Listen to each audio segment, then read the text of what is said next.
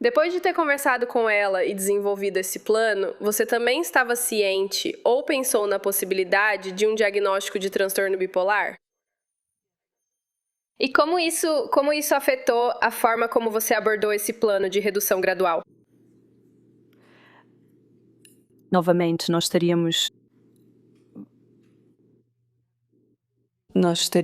estávamos observando qualquer sintoma que indicasse que ela poderia ter transtorno bipolar. E quando ela relatou que tinha problemas com o sono, isso também era algo que te preocupava, caso houvesse a possibilidade de um transtorno bipolar? Sim. E a redução da medicação? Qual era a preocupação em relação ao sono? Acho que a saúde mental das pessoas é afetada negativamente se elas não conseguem dormir, seja transtorno bipolar ou depressão. Então, o sono é importante. Certo. Então, para uma pessoa que você pode estar considerando para um diagnóstico de bipolaridade, a falta de sono faria você observar sintomas de hipomania? Sim, o sono é um dos fatores. A privação de sono pode levar a um episódio bipolar, um episódio hipomaníaco ou maníaco. Então você queria monitorar os padrões dela, o sono e o humor, para ver se havia alguma evidência disso, correto? Sim.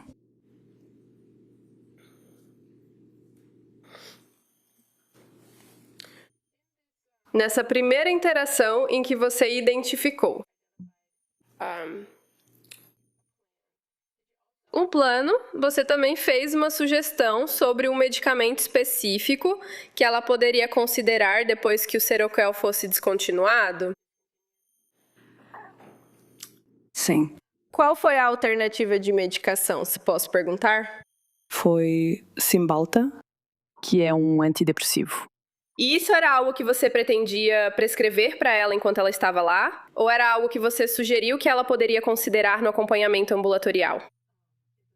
Era apenas uma consideração. Dependeria de como ela estaria depois de parar de tomar o Seroquel. Certo. Agora, e quanto ao outro, o Valium? Havia algum plano para abordar a redução gradual ou para tirá-la do Valium ou uma alternativa ao Valium? Sim, troquei ela do Valium para o Ativan, certo. Porque ele tem uma meia-vida mais curta. E, sabe, na minha experiência, ele controla bem a ansiedade. E você sabia que ela já tinha tomado Ativan antes? Sim. E ela relatou alguma preocupação sobre o Ativan ou benzodiazepínicos em geral? Sim. Qual foi a preocupação que ela relatou para você?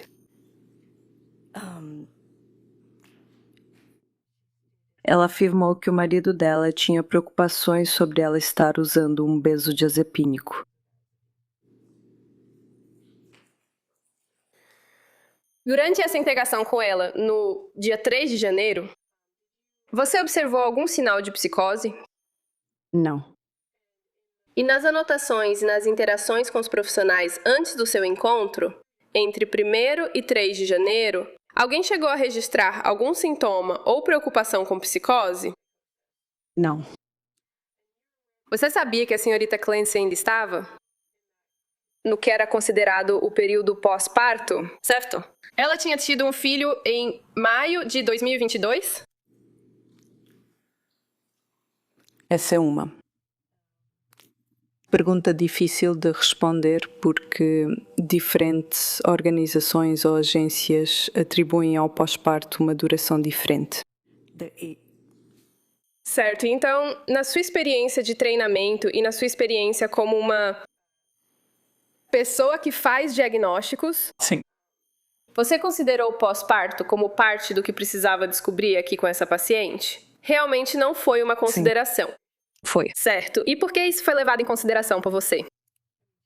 Quer dizer, ela teve um filho e o risco de depressão pós-parto, psicose pós-parto, é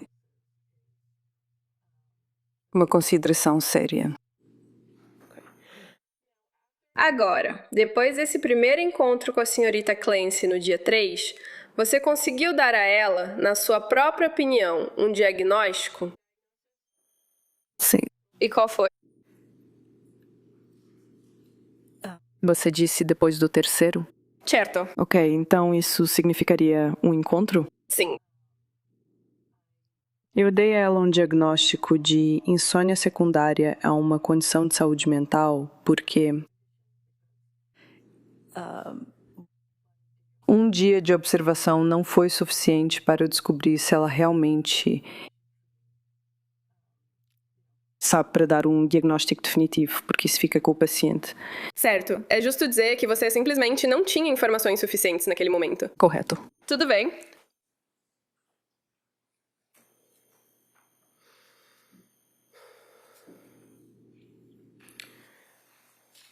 Então, novamente, você a viu no dia 3 de janeiro, e isso foi aproximadamente entre 9 e 9h15 da manhã, certo? Se é Você isso se que está lembra? escrito.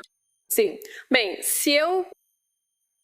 No topo da sua nota de evolução do paciente internado, na página 61 do documento, se eu disser que a data do atendimento consta como 3 de janeiro de 2023, às 9h15, seria aí que você registraria o horário marcado para falar com a paciente? Sim. Certo. E você está ciente de que nesse mesmo dia, em 3 de janeiro, além de se encontrar com você, ela se encontrou com uma assistente social às 10h07, certo? Sim, a assistente social e eu teríamos nos encontrado com ela juntas.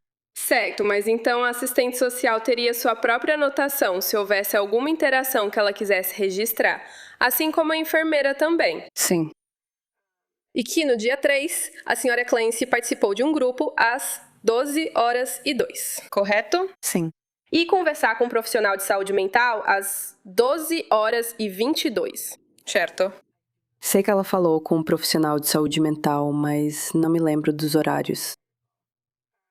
Se eu indicar que os registros mostram que ela participou de outro grupo às 14h36, isso parece correto? Sim. Que ela então recusou participar de um grupo às 15h50. Sim. E então viu outra profissional de saúde mental à noite, antes de presumivelmente ir para a cama às 20h52. Sim. Você a viu no dia 4 de janeiro? Sim. E então, de novo, é o mesmo.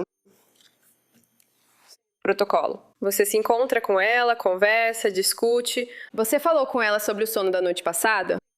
Sim. E como foi o sono daquela noite? Ela relatou ter dormido bem. Bem? Não lembro as palavras exatas, mas ela disse que dormiu. Tudo certo. E você se lembra de ter conversado com ela novamente naquele dia, 4 de janeiro, sobre ir para casa? Sim. E o que ela disse sobre isso?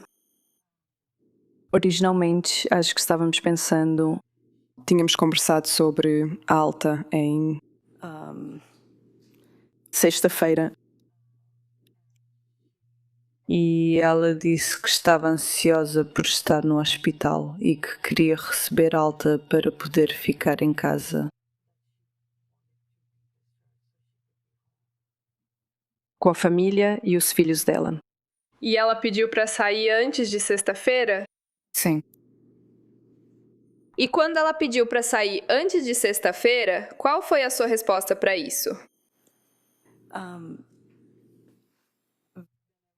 Eu disse que ela poderia sair desde que tivesse acompanhamento psiquiátrico no dia seguinte.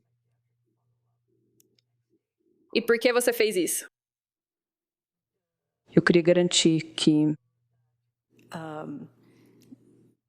se ela não conseguisse dormir naquela noite após a alta, que ela pudesse conversar com alguém sobre isso. Assim, poderiam elaborar um plano para garantir que ela conseguisse dormir e monitorar como ela estava se saindo sem a medicação. E havia algum outro motivo pelo qual você pediu para ela garantir que marcasse uma consulta antes da alta? Sim, também era para avaliar se ela poderia pensar com clareza, seguir instruções e se organizar. Pedimos para ela marcar a consulta sozinha e ela conseguiu fazer isso. Ela respondeu em menos de 1 hora. Ela contou para a enfermeira e para a assistente social que tinha conseguido uma consulta e ela até, a assistente social, pediu um número de fax para que pudéssemos enviar o resumo de alta. Nós poderíamos enviar o resumo de alta e ela também forneceu o número de fax. E agora, nesse dia em que você a encontrou, no dia 4 de janeiro, ou 4 de janeiro, ela relatou que dormiu bem. Você se lembra qual era a dose de Seroquel que ela estava tomando naquele momento? Ela já tinha chegado a 0? Em qual dia? No dia 4, quando você a viu. Eu teria que rever isso passo a passo. Então, eu sei que ela tomou 75 miligramas na noite do dia 1º, 75 miligramas na noite do dia 2. Na noite do dia 3, nós reduzimos para 50 miligramas. Na noite do dia 4, ela teria tomado 25 miligramas. Certo. E é justo dizer que no dia 4 o seu plano era continuar a reduzir para que ela ficasse com 0 de Seroquel, sem tomar Seroquel na noite de quinta-feira, certo? Correto. E que ela seria reiniciada. Com a Ativan e que ela teria o Trazodona disponível se precisasse? Ela já estava usando Ativan durante a internação e tomava à noite. Ela também tinha Trazodona, que é um medicamento para dormir. Ele tem propriedades sedativas, então pode ser usado para o sono. Então, sim, ela tinha isso e podia tomar isso também. E então, você tinha alguma preocupação sobre elas saírem?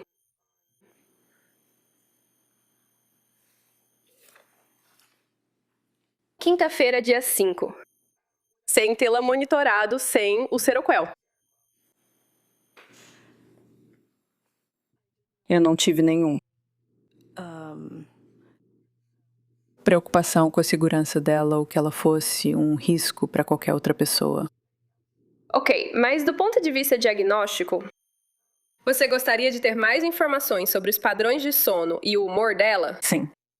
Agora você disse que não tinha preocupação com a segurança dela. Então, durante o tempo em que esteve com ela, que se encontrou com ela, e todas as informações que você analisou, quais foram identificados como possíveis fatores de proteção que fizeram você se sentir confortável de que ela estava segura? Havia várias coisas. Ela estava focada no futuro. Ela realmente se dedicava aos filhos. Ela era uma mãe carinhosa, como uma mãe carinhosa. Ela tinha os pais por perto para ajudá-la. Ela tinha família e apoio, e garantimos que ela teria acompanhamento psiquiátrico ambulatorial. Ela não tinha histórico de suicídio, ela não tinha histórico de psicose, nem de psicose pós-parto. Sabe, ela tinha um lugar estável para morar. Então, a declaração que ela fez para você de que não teria cometido suicídio por causa dos filhos ou da mãe foi algo que você considerou? Com certeza. E o fato de que durante o período em que ela esteve internada, do dia 1º de janeiro até a alta no dia 5 de janeiro, ela não fez declarações que indicassem ideação suicida, isso foi o fator que você considerou? Sim. E em nenhum momento, durante o tempo em que ela esteve em McLean, ela indicou que já havia relatado ou tido pensamentos de machucar outra pessoa, não é? Ela nunca afirmou que teve pensamentos de machucar qualquer outra pessoa. E no final daquela conversa com ela, ou uma hora depois, ela conseguiu marcar aquela consulta que você pediu para ela, sozinha. Correto. Agora que a alta foi antecipada em um dia, qual era seu plano para a medicação dela na alta?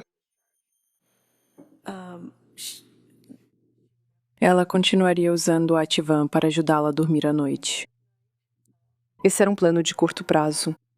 Assim que ela estivesse se sentindo melhor, ou conseguisse dormir, ou seu humor voltasse ao normal, ela poderia ir diminuindo o uso.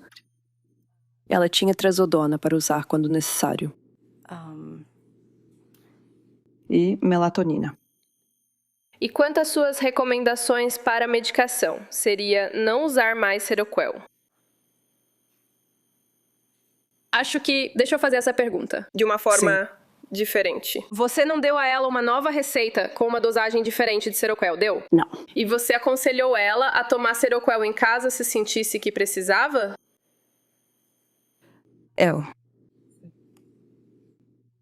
Eu presumiria que ela tomaria o que eu havia prescrito.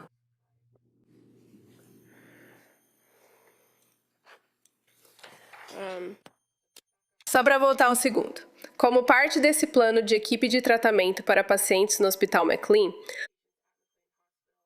é correto dizer isso? Ou você ou outros da equipe, como profissional de saúde mental, assistente social ou enfermeira, às vezes entram em contato com pessoas próximas para tentar reunir informações e avaliar um paciente?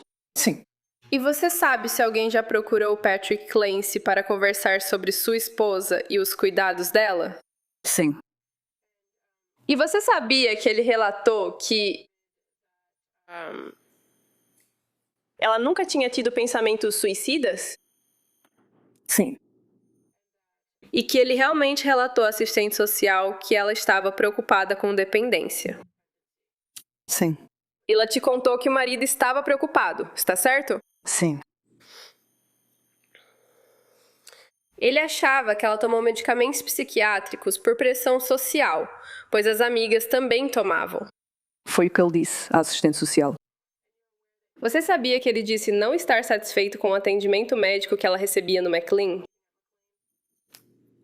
Ele disse, eu não acho. Você sabia que ele disse estar muito insatisfeito com o atendimento médico dela? Ela recebeu, sim. Ela e ele não especificaram McLean. Ok, obrigada.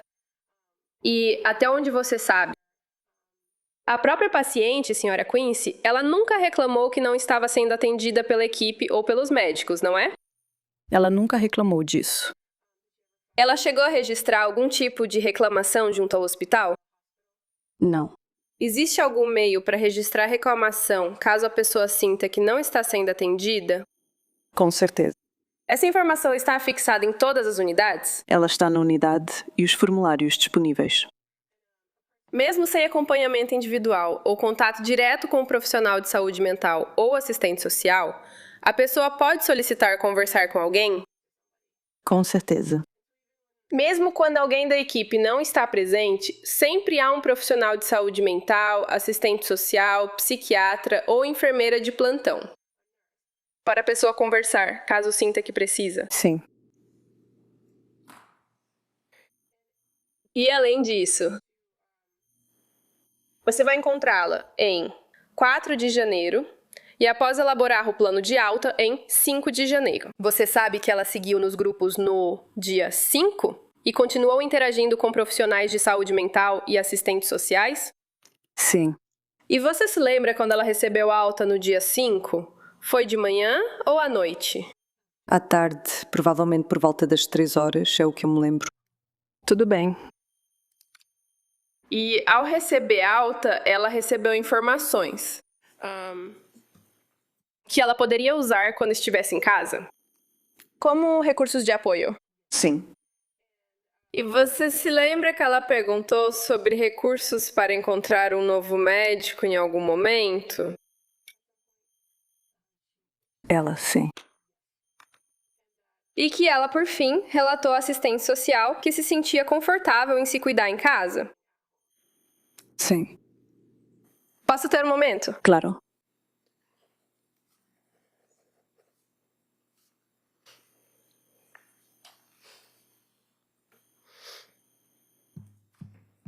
Então, na alta, o que você realmente receitou para ela? Uma quantidade para 14 dias de Ativan e uma quantidade para 14 dias de Trazodona. Certo. E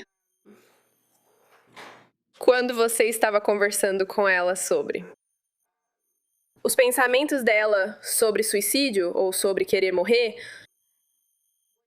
perguntaram diretamente a ela se queria se matar? Sim. E qual foi a resposta dela, lembra? Ela negou isso. Ela negou isso? Sim. Foi perguntado especificamente a ela se tinha um plano para se matar. Sim. E qual foi a resposta dela a isso? Ela negou. E foi perguntado especificamente a ela se queria machucar mais alguém. Sim. Ela respondeu essa pergunta? Ela negou. Essas são perguntas que você sempre faz ao interagir com ela, certo? Sim. Antes da alta, essas perguntas seriam feitas a ela novamente, correto? Sim. Se as respostas dela mudassem, seu plano também mudaria, certo? Sim. Obrigada!